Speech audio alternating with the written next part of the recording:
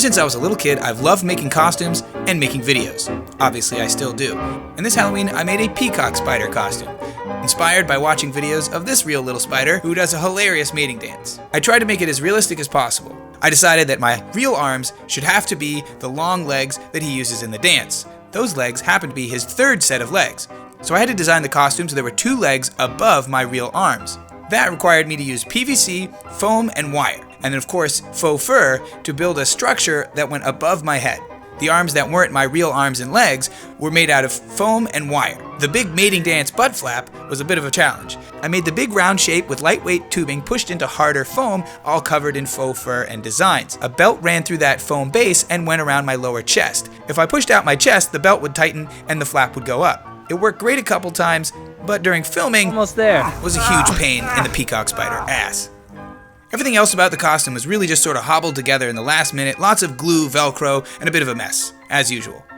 My girlfriend's costume, the female spider, was actually a lot easier, and as is the tradition, she makes it a lot simpler, and it turns out great. Hers was mainly foam, faux fur, a giant inflatable beach ball for the butt, and since her costume didn't require the crazy upper arm situation that mine did, she had a nice, easy to make, detachable head. Yeah, it's too bad Claire's real head is not removable. That's a shame. The adorable eyeballs are a combination of plastic balls that we actually got from a friend of hers and the bottoms of aluminum cans. Everything's spray painted black, and then a little extra spray paint on my head to match the look of the actual coastal spider that I was trying to emulate. As usual, it was pretty late by the time we got out of the house. We were still lucky enough to get some partying in with our friends, even though together we pretty much took up the whole room. Someone suggested I enter the costume into an online Halloween costume contest, and I happened to win. It got a lot of great attention, and we had a male and female costume, so I figured we should totally make a film. I quickly put together a script with a storyboard, ran it past my friends, and people liked it. Picking a place was a bit tough. We tried Harvard Square, but the cars in the background didn't really match the aesthetic I was going for. I needed to find a place that looked like you could have a picnic, no cars, and I needed a tree for the male spider to hide behind. I scouted out a bunch of different places that weren't perfect, and the weather was starting to get real cold, so I was running out of luck, until finally it hit me that my girlfriend happens to work next to a place called Lone Tree Hill. It was absolutely perfect. To make sure we beat the cold of winter, we went right away on a weekday before my girlfriend went to work.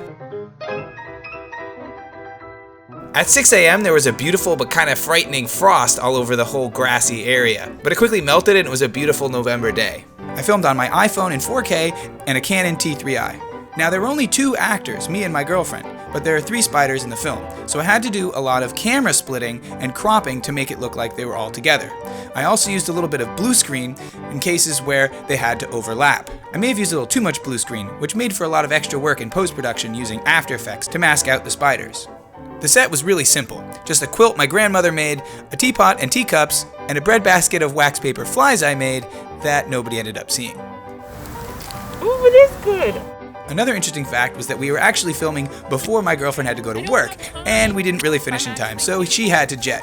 I ended up filling in for her for a couple scenes, so in some cases, I play all 3 characters. He was sweet.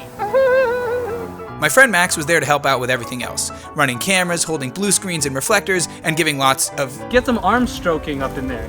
Passion. direction.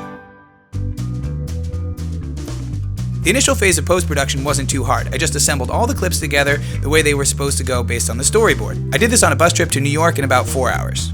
The next phase was refining the cuts and making those blue screen and split screen effects to make the spiders look like they were all together. One of my favorite but perhaps more subtle effects was the idea that in the close-ups of the female spider, we should be able to see the male spider reflected in her eyes. I accomplished this by taking the close-up clips into After Effects and using the 3D camera tracker to track the movement of her eyeballs. I then took little video clips of the male spider dancing and gave them the same 3D coordinates as the tracker objects. This made them follow her eyes, and then all I had to do was use blend modes and opacity changes to make it look more like a reflection. After lots of fussy tweaking to get the timing just right and shorten the video, it was time for color correction and other effects.